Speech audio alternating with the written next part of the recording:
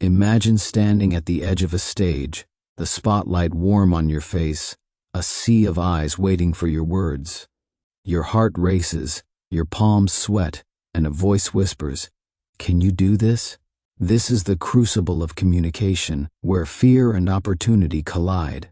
As a communication professor, I've seen brilliant minds, students, entrepreneurs, dreamers, freeze in this moment, not because they lack ideas, but because they lack confidence. My mission is to guide you through this crucible, to transform fear into power, hesitation into clarity. This is the story of how to think fast and talk smart, a journey through the art of connection, forged by approach, audience, context, and structure. Let's walk this path together, learning from those who've turned their fear into fearless expression. Chapter 1: Embracing Communication as Opportunity. In a bustling university classroom, Maya, a bright marketing student, felt her stomach churn as I scanned the room. "Maya," I said, "oh, what do you think about today's discussion?" Her eyes widened, her mind racing for words. This moment, being called to speak, was her crucible, a test she feared she'd fail. I don't cold call my students, I know it's daunting, but that fear of speaking, that panic when asked to articulate thoughts, is universal.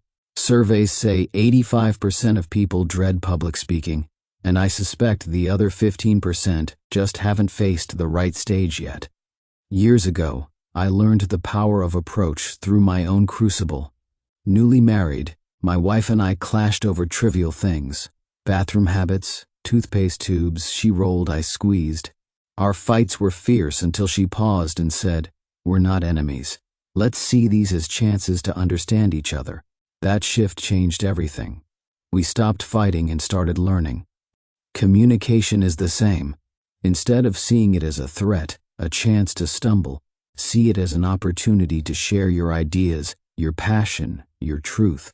Approach speaking with openness, and the crucible becomes a canvas for connection. Actionable step: next time you're asked to speak, whether in a meeting or a casual chat, pause and think, "This is my chance to share something meaningful." Notice how this mindset shifts your confidence. Chapter 2: Serving your audience's needs. Across campus, Ethan, an aspiring entrepreneur, prepared to pitch his startup idea. He was ready to dazzle with facts and figures, but his audience, a group of investors, seemed disengaged. I asked him, "What do they need to hear?" Ethan blinked, realizing he'd focused on what he wanted to say, not what they needed to understand. Effective communication starts with your audience, not your message. It's not about unloading your thoughts, it's about serving their needs. Think of it as verbal hospitality. You're hosting their attention, so make it welcoming. Ask 3 questions. What do they know? If they lack background, build a bridge with clear explanations. What do they expect? Meet or surprise those expectations to keep them engaged. What are their attitudes? Are they supportive, skeptical, or indifferent? Tailor your words to resonate with their mindset. When I volunteered in my son's kindergarten class, I learned this lesson the hard way. Tasked with an art project, I shouted orders to chaotic kids, getting nowhere. The teacher returned, calmly praising positive actions. "Great job organizing your paints, Lily," and the room transformed. She knew her audience's needs, encouragement, not control. Ethan rethought his pitch, focusing on the investor's desire for clarity and profit. He won their attention and their funding. Actionable step: before your next conversation or presentation, write down one thing your audience needs to hear to feel understood or inspired. Shape your message around that need. Chapter 3: Adapting to the moment's context. In a corporate boardroom, Sophia prepared to present her team's strategy. It was 2 p.m., post-lunch, and her colleagues were battling food comas. She'd planned a high-energy talk, but the room's sluggish vibe demanded a different approach. Context: the when, where, and why of your communication shapes how your message lands. Time matters. Morning audiences need energy to start strong. Afternoon ones need a spark to stay awake. Years ago, teaching high school, I faced freshmen before and after lunch. Pre-lunch, they were lethargic, so I used group activities to wake them up. Post-lunch, they were hyper, so I dialed down to focused discussions. Sophia adapted, starting with a bold question to jolt her team, then slowing for clarity. Her presentation hit home. Emotion is context too. Are you inspiring, reassuring, or challenging your audience? Sophia wanted her team excited, so she infused her talk with enthusiasm. Location also plays a role. A Girl Scout selling cookies outside a marijuana dispensary broke records. Place matters. Whether live or virtual, a boardroom or a Zoom call, adjust your delivery to fit the space. Actionable step: before speaking, assess the context, time of day, emotional goal, and location. Adjust one element, volume, pace, or tone, to match the moment's energy. Chapter 4: Structuring for Clarity.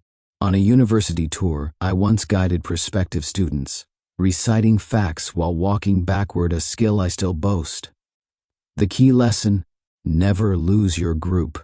A good tour guide uses a clear path. A good speaker uses structure. Without it, your audience wanders, lost in your words. Structure makes your message stick. Studies show we remember structured information up to 40% better. Take Raj, a student pitching a nonprofit idea.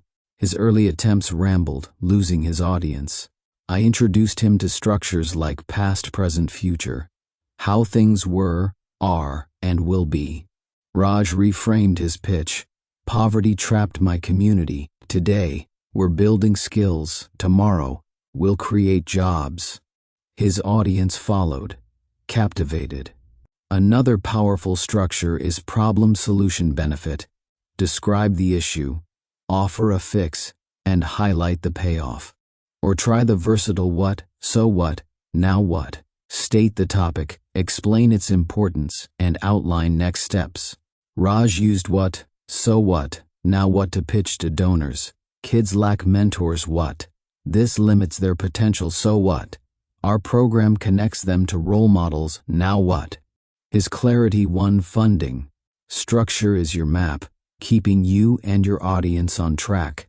Actionable step: for your next talk, outline your message using what, so what, now what.